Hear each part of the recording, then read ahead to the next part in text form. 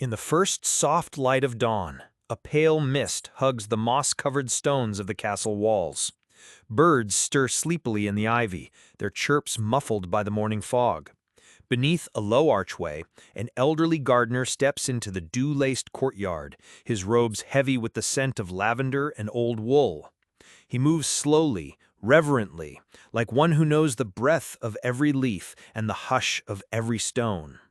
He passes the carved trough where rainwater has gathered overnight, gliding his fingers across its cold surface before dipping a worn clay ladle to stir the stillness. A small wooden gate creaks open as he enters the walled herbarium, a hidden cloister where time moves differently. Beds of sage, chamomile, horehound, and feverfew rest in patterned rows, their leaves still dark from the night's cool breath. He kneels, his knees pressing into the soft soil, and begins his morning ritual, checking each plant, murmuring their names like old friends, trimming browning stems with curved iron shears worn smooth from decades of care. Bees hover without urgency near the rosemary, drunk on sleep and early sun. The gardener's hands carry the scent of crushed thyme and earth as he gathers petals into a linen pouch, bound later for the apothecary shelf in the eastern corridor. Above him, a tower bell rings once, not a summons, but a whisper of the day's slow turning. As he rises, the light shifts faintly, warming the pale stone around him. He pauses, letting it settle on his face, eyes closed, as though the garden itself breathes through him. Somewhere far beyond, the castle stirs awake, but here the stillness remains, a sanctuary wrapped in green and memory. A soft rain has passed in the night, and now the garden glistens beneath a pale pewter sky. Leaves drip in gentle rhythm, tapping hollowly on worn wooden benches, and puddles shimmer like mirrors on the cobbled paths. The castle walls rise quietly behind the garden, their age softened by creeping vines and time's patient erosion. In this hush, the gardener emerges, a tall figure in a wool cloak, his boots sinking into the wet moss with every step. He carries a woven basket lined with linen, its corners frayed but clean, and walks with unhurried purpose toward the elder bed, a shaded corner where elderflower trees lean like sleeping sentinels. He brushes raindrops from their blossoms, cupping one gently in his palm as though to listen to its breath. His every motion holds a kind of reverence, a wordless understanding between human and plant that has endured across seasons and centuries. Nearby, a wooden table awaits, its surface dusted with pine needles and curling leaves from the previous evening. The gardener begins laying out small bundles, mint, valerian, yarrow, tying them with natural twine, their stems releasing fragrance into the moist air. Steam curls from a copper kettle atop a stone brazier nearby, sending warmth into the chill. He pours a slow stream of herbal tea into a glazed mug, the surface swirling with gentle tendrils of heat. He drinks in silence beneath the sheltering boughs, the warmth traveling into his fingers, which tremble slightly from age, not weakness. Around him, the world does not rush, it breathes, slowly and deeply, as does he. The castle may be ancient, its history marked by kings and conflicts, but in this garden, time curls softly, like smoke, spiraling, fading, returning, until it is not time at all, but stillness. Sunlight drips slowly over the eastern ramparts, casting long golden bands across the castle garden below. The stones still hold the chill of the night, but the soil is warm beneath the surface, alive, tender, ready to receive. From the arched doorway of a low turret, the gardener emerges with a straw hat in hand and a linen satchel across his chest, embroidered with a fading emblem of healing. His face is lined with decades of quiet labor, but there is peace in his eyes.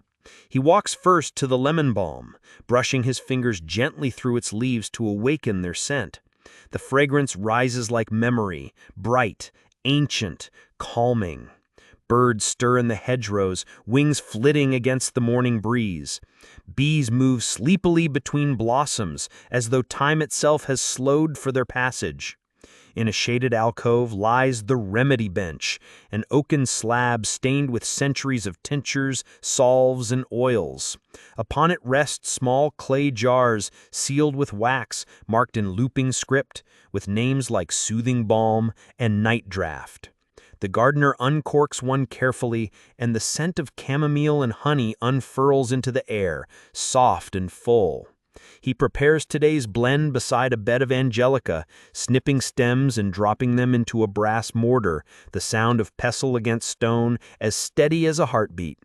As he works, he hums a melody passed down from mentor to apprentice, wordless but full of care. Overhead, clouds drift like parchment across the sky, their edges feathered by the wind. A single crow calls from the chapel roof and is met with silence. The gardener looks up briefly, his fingers stained green, his thoughts drifting gently outward. In this space, between earth and air, labor and quiet, something sacred remains. Twilight settles slowly over the courtyard, casting a lilac hue over the garden's outer walls. The last rays of the sun scatter through stained glass windows above, washing the stonework in warm colors that fade as they arrive. Inside the scriptorium-turned-herbal laboratory, a fire crackles low, and the scent of dried sage mingles with the dust of ancient manuscripts. The gardener works by candlelight now, his tools laid neatly along a linen cloth, silver snips, wooden scoops, tiny ceramic dishes painted with birds and leaves. He sits near the hearth, hunched in a posture of contented focus, grinding rose hips with a small pestle, turning the powder slowly with a spoon carved from bone. Beside him lies an open ledger, not of trade or inventory, but of remedies, written in a delicate hand full of small notes like "best gathered at dusk," or "add honey for wounded spirits." His pen rests nearby, its nib stained from elderberry ink. The flicker of the candle plays on the old stone wall, casting shadows that move as if alive. From time to time, he pauses to sip from a cup of warm mulled cider, steam rising like a sigh toward the timbered ceiling. Outside, the castle has gone quiet, its corridors dimmed, its hallways hushed, even the dogs in the kennels have curled into silence. The gardener adds the powdered rosehip to a clay jar, seals it with wax, and presses a small dried violet into the soft seal. It is not merely a medicine, but a memory of gardens in bloom, of loved ones now gone, of peace preserved in petals and time. And as night deepens, so too does the calm, folding gently around the castle like a woolen cloak drawn close. The air is thick with summer's breath. Warm, golden, heavy with the scent of blooming herbs and sunlit soil. Bees drift lazily between sprigs of borage and hyssop, their buzzing low and hypnotic. The castle garden lies nestled between two aging towers, hidden from view, but not forgotten. Its wooden gate creaks open slowly, revealing a tapestry of green woven with color and care.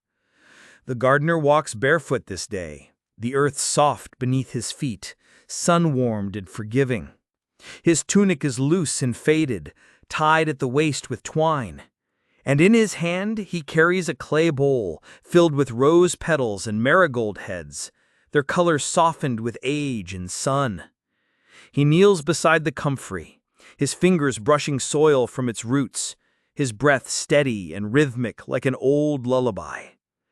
Today he prepares a remedy for aching joints, passed down through generations of caretakers and monks. Nearby, a wooden press stands waiting, oiled and dark with time, where the petals will be layered and pressed into salve. Each motion is patient. He works in quiet, accompanied only by the flutter of sparrows in the ivy and the distant hush of a turning water wheel. As the day leans toward afternoon, clouds gather lightly overhead, turning the light a gentle gray. The shadows grow longer, stretching across the worn stone path like threads of memory. He pauses to rest on a low stool, the scent of crushed lemon balm still on his hands, and gazes toward the chapel spire beyond the trees. In this moment, he is not a servant, nor a subject of any crown. He is something older, a witness to the garden's rhythm, a keeper of forgotten knowledge, a quiet presence in a world that spins far beyond the castle walls. Snow falls in slow, silent spirals across the castle grounds, coating the herb garden in a soft, silvery hush. The once green beds now sleep beneath a light dusting, their shapes still visible beneath burlap covers and straw. The cold carries the scent of pine and smoke, and far above, the sky glows with the pale light of a winter sun breaking through cloud. Wrapped in a thick woolen cloak, the gardener makes his way along the frozen path, boots crunching softly against ice-kissed stones. He carries a lantern, its flame golden and unhurried, casting flickers across the garden wall. Despite the stillness, his steps are not somber. They are rooted, aware, grateful for this season of rest.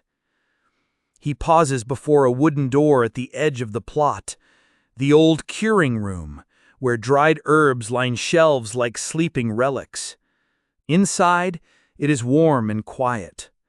Bunches of mint, rosemary, and mullein hang from rafters, their scents still potent, their leaves preserved in careful bunches tied with red thread. He tends the small brazier in the corner, adding a pinch of pine resin to the coals, filling the space with a mellow, resinous perfume.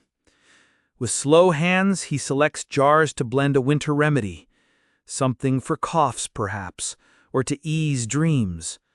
A dash of elderberry, a whisper of ground fennel, a spoonful of honey stirred into a pot over low flame. Outside, the snow continues its slow descent.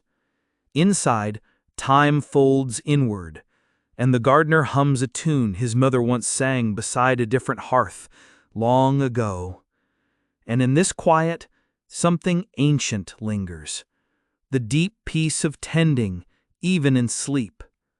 The hour before dawn carries a hush unlike any other. Not darkness, but expectancy. A silver mist winds through the castle gardens, beating on every leaf, every web, every stone.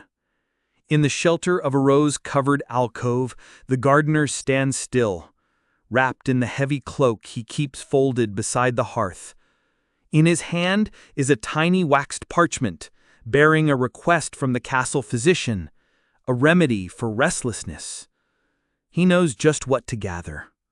His steps are silent, guided by memory and morning stillness. Toward the eastern wall he walks, where wild valerian grows in secret, its roots thick and full beneath the soil.